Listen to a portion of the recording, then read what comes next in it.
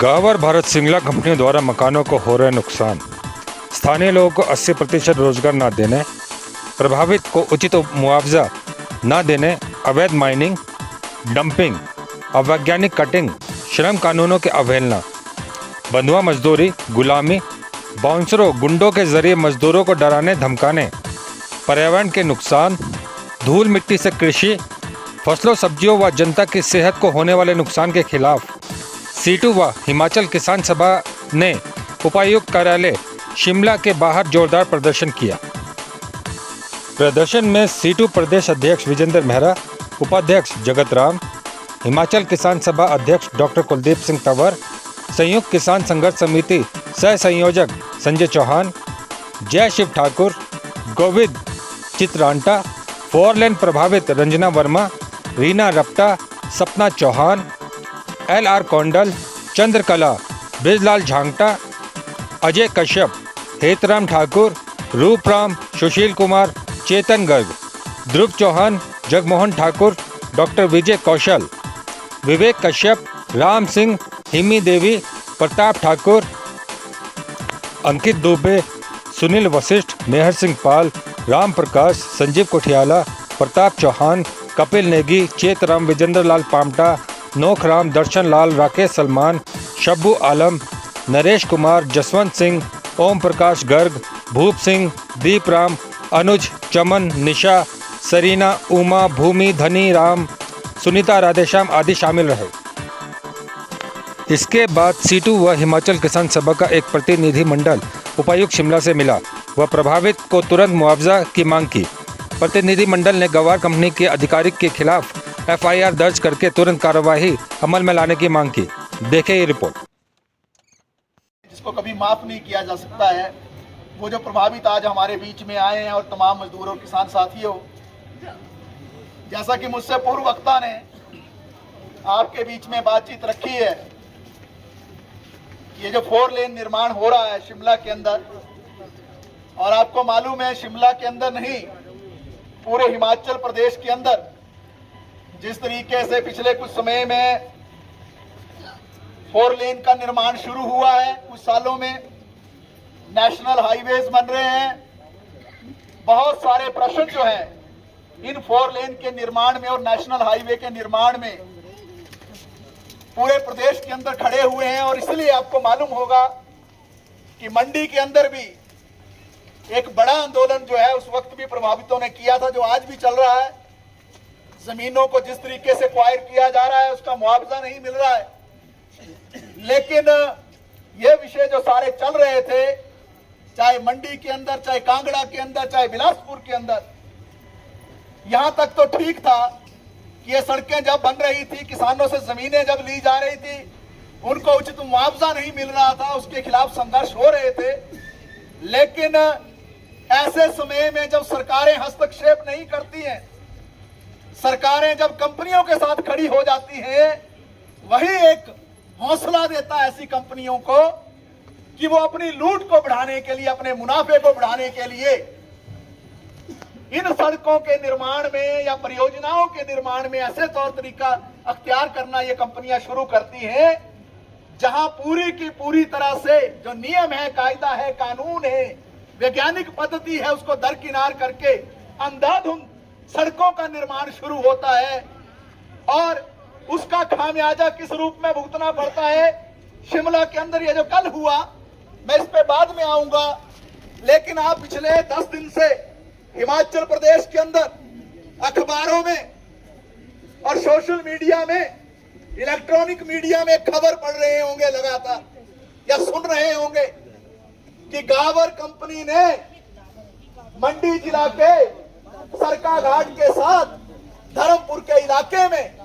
जिस तरीके से वहां सड़क का निर्माण किया, अवैध डंपिंग की, स्कूल उसकी जद में आ गया गिरने की। और हुआ क्या, जब अवैध डंपिंग हुई, बारिश हुई, पानी का जब भराव हुआ वहां, तो जो पुल उन्होंने बनाया था, अभी नया पुल बनाया था, वो नया पुल भी भर भराकर नीचे गिर गया। चंद दिन हुए थे उस पुल को बनाए हुए। कंपनी कौन थी ये करने वाली? यही गावर कंपनी जो यहां काम कर रही है शिमला के अंदर। और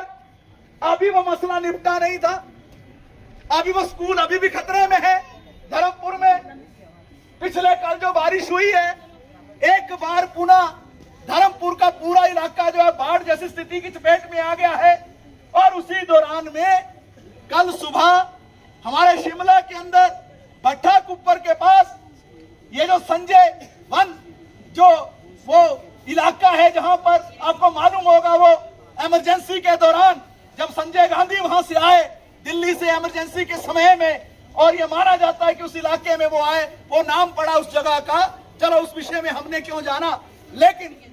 बात यह है कि जिस तरीके से कल ये भवन जो घर जो मकान गिरा, इसने बहुत सारे प्रश्न जो है लोगों के जहन में छोड़ दिए हैं। और सरकार की कार्य प्रणाली, राजनीतिज्ञों की कार्य प्रणाली,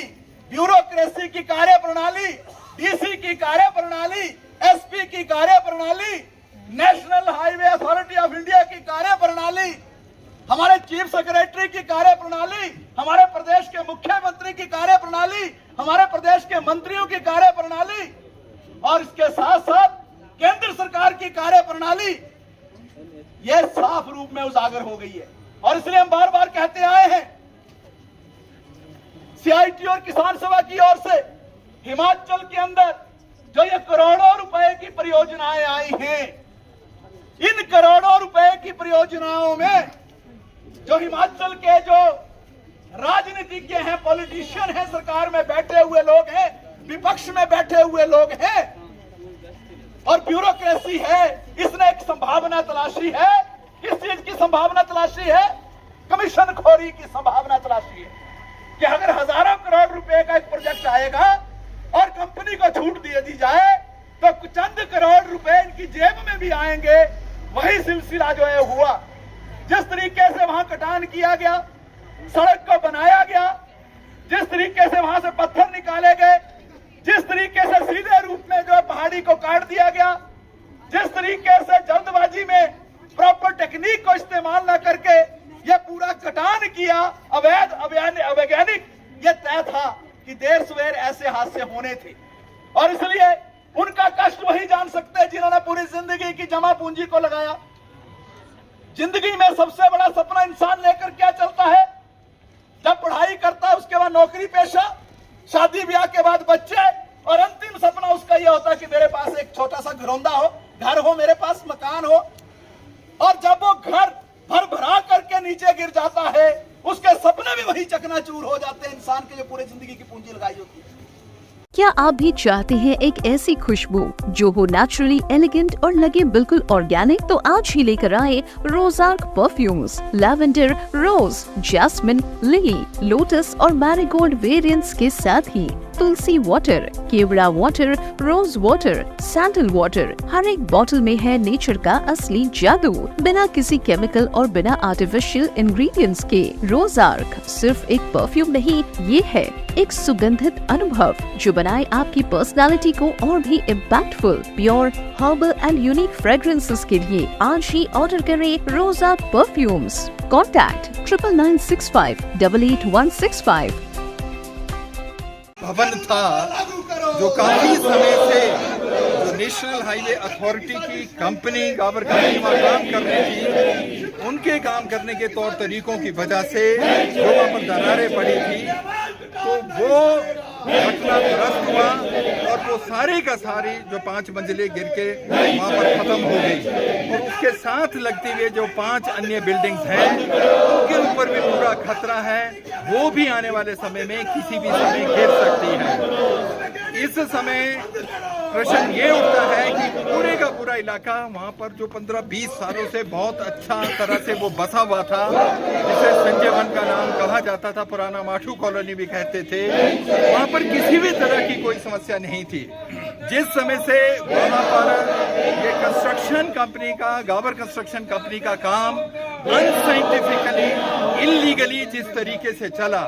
उसकी वजह से वहाँ पर अब ऐसा लगता है कि पूरे कोई जो 100 से ज्यादा वहाँ पर मकान बने हैं, उन सब के ऊपर खतरा आ गया है। कई अन्य घरों में भी इस समय दरारें पड़ गई है। अभी तो बरसात की एक शुरुआत है, आने वाले समय में हम ना मालूम कि क्या होगा। तो किसान सभा ने